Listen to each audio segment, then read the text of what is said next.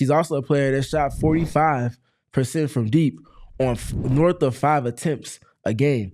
That is extremely, extremely elite. Thank you all for your time. I am Steven Prejean Gardner, one of the co-hosts here with PHNX Mercury, and I'm here to talk a little bit in terms of a recap of the introductory presser of Satou Sabally. So naturally, she was introduced earlier today to the Phoenix Mercury franchise, as well as the X Factor, as well as the Mercury media.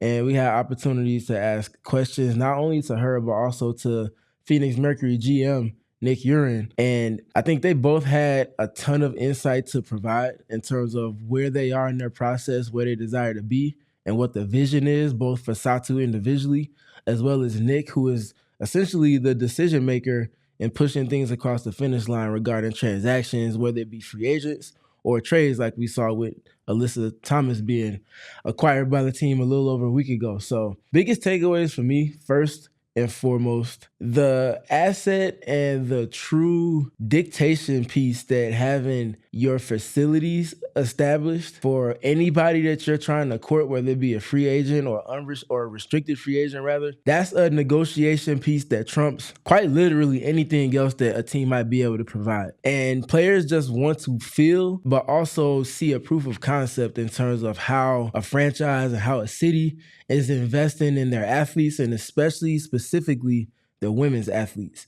And needless to say, with the great deal of help from Matt Ishbia, as well as the culture that the pieces around him have helped to establish, as well as what already preceded Satou choosing the Phoenix Mercury, they did a great job and then some. Nick Urin kind of gave a little bit of insight, a peek behind the curtain, if you will, and mentioned that this was a 2-year process in terms of them trying to essentially attract Satou Sabally. They had multiple conversations. One time he mentioned she was a restricted free agent, and it was a little tougher back then for them to make the decision, to make the move that they did ultimately do here in 2025. Nonetheless, obviously, needless to say, they're happy to have her here, ecstatic even. And Nick also spoke to me specifically when I asked him about their process in terms of what's next.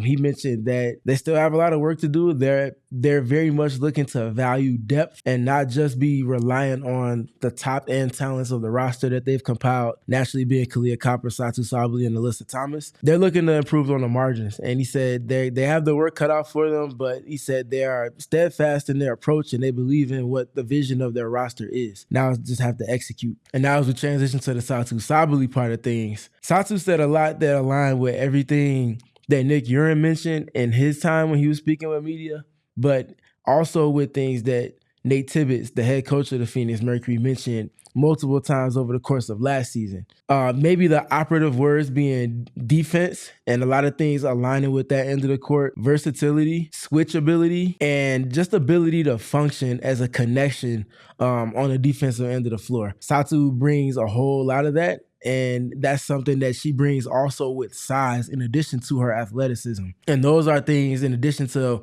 what I got done speaking to a little bit earlier regarding her versatility, are things that this team had last season, but they did not have to the extent that they do now, in addition to the size, with them adding not just Satou, but also Alyssa Thomas.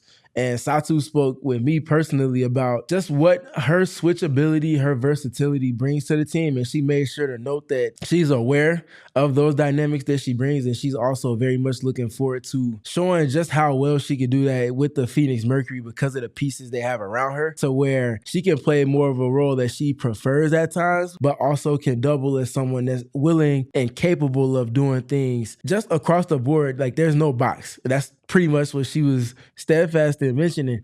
And it was exciting to hear that because of the style of play that the Mercury played last season.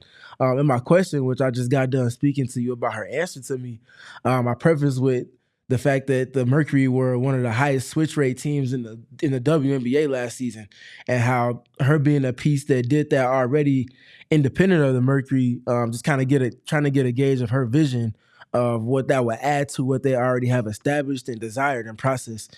And I mean, it's a hand and glove fit on the defensive end of the floor. And I think a lot of the conversations that we're going to be speaking to with the Mercury and their identity will be a lot more balanced, if not leaning even a little bit more towards the defensive end of the floor than the offense, because of the pieces that they've acquired and the ways that they'll click in terms of ahead of schedule type of manner early in the season.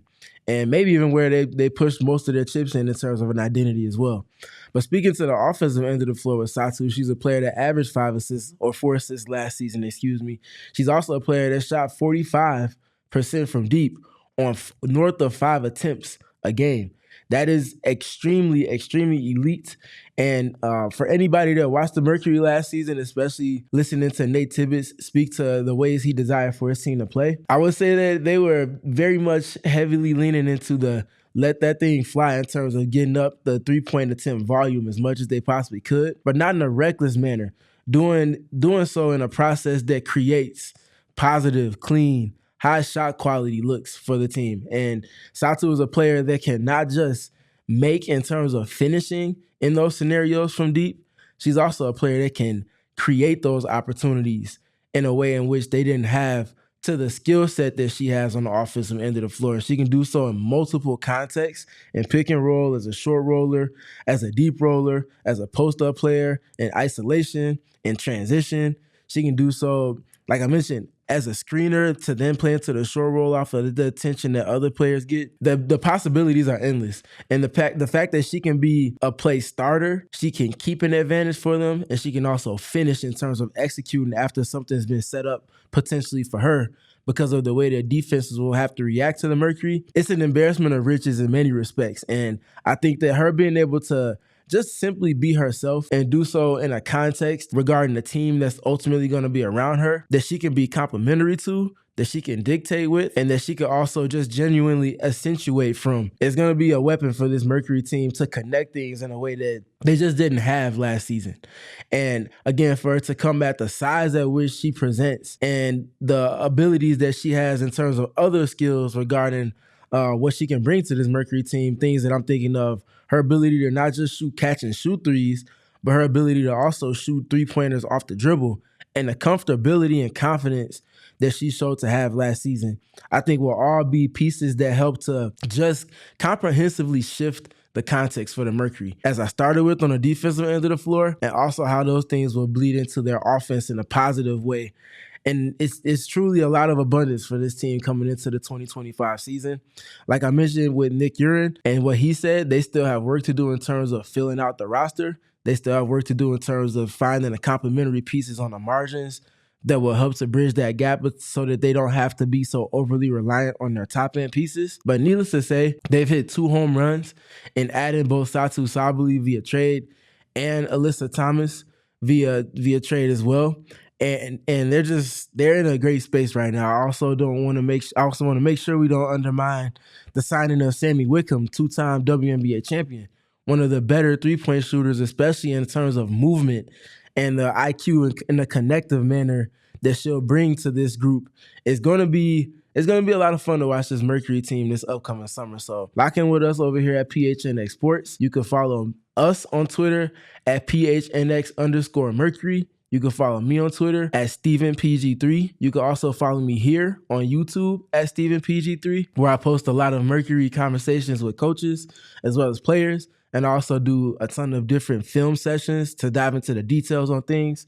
You can also follow my co-host Erica Day at Erica Leaday over on X as well, or Twitter as well. And yeah, just tap in with us. We got a lot more coverage coming in a comprehensive manner, both in the written format, in video format, and podcast format. And it's going to be a lot of fun again. So tap in with us. We appreciate y'all. Thank you again for your time, and we'll talk soon.